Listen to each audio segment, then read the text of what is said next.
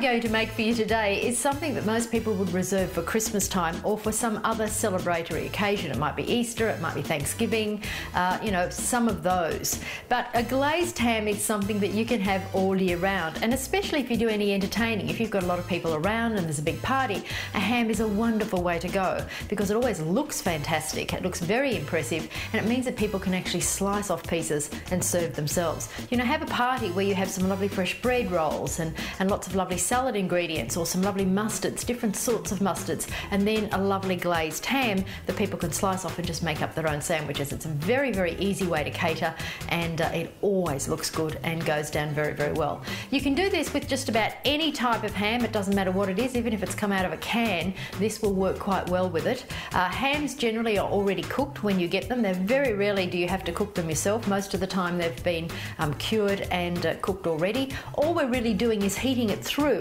and then adding a glaze or a rub or something like that over the top of it to give it extra flavour and of course make it look fantastic. So the first thing you need to do is actually remove the rind and prepare it, cut back the fat on that and score it. Now I have done a separate video for that, so you need to come back to blackbookcooking.com to see how to prepare the ham first.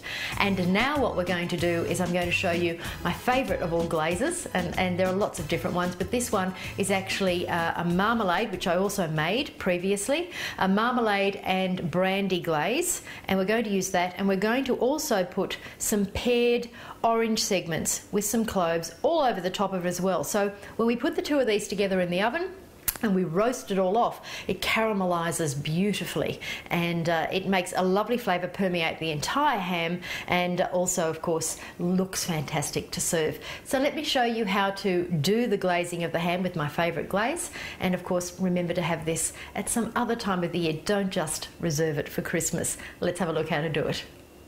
Once you've removed the ham rind and scored the fat, it's time to add whatever ingredients you're using to assist with the glazing.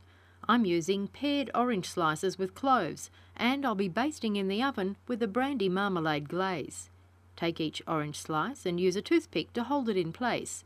Then take a clove and place it in the centre. The clove will add flavour during the cooking. Work your way all over the ham with the slices and cloves till it's completely covered. Try to pack the slices close together to give maximum flavour to the ham and also create an attractive visual effect. Now place the ham onto a tray that's big enough to catch the dripping glaze once it's applied, and sturdy enough to hold the weight of the ham without warping. You'll find the recipe and a video for glaze on blackbookcooking.com. Look under Glazes for ham. Begin by applying a layer of glaze using a large pastry brush, making sure to completely coat all the orange segments and allowing the glaze to penetrate between the slices and coat the fat on the ham. Now once that's in the oven, it will cook for around about an hour, and during that time we're going to take it out every 15 minutes or so and add a little bit more of the glaze, and we need to do that so that we keep that caramelization process going. So let's have a look at how to do that. As mentioned, every 15 minutes or so during the 1 hour cooking time, open the oven and slide the ham out and apply another coating of the glaze, following the same format as you did for the first coating. And when the ham is done, this is what it looks like. It should be caramelised and sticky and smell very sweet. All you need to do now is remove the orange slices and cloves and carve and serve. To carve the ham, cut down through the ham vertically at the opposite end to the hock.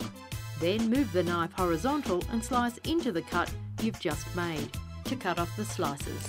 Well, I think you'd have to agree that is really an impressive thing to serve. It tastes fantastic, and especially if you use a really good quality ham. That was an organic ham, and it came to me from Australian Pork, which I'm very, very grateful to them for. They give me a ham every year around Christmas time, and of course when I'm doing videos like this. So for those of you who do love ham, then I do urge you to give that a try. Try it at a time that's other than Christmas, as I suggested, and serve it up perhaps for your next function or party or get together. Thank you so much for your time today. I hope you've enjoyed the show, and I hope you'll come back to the website blackbookcooking.com, have a look at how to actually prepare the ham before you do the glazing. There is a video there to show you how to do that, plus a whole host of other skill and technique and base recipe videos as well. And don't forget, connect with me on Twitter and Facebook. I would love to get to know you, and I will see you again next time. I'm Victoria Hanson. Thank you for your company.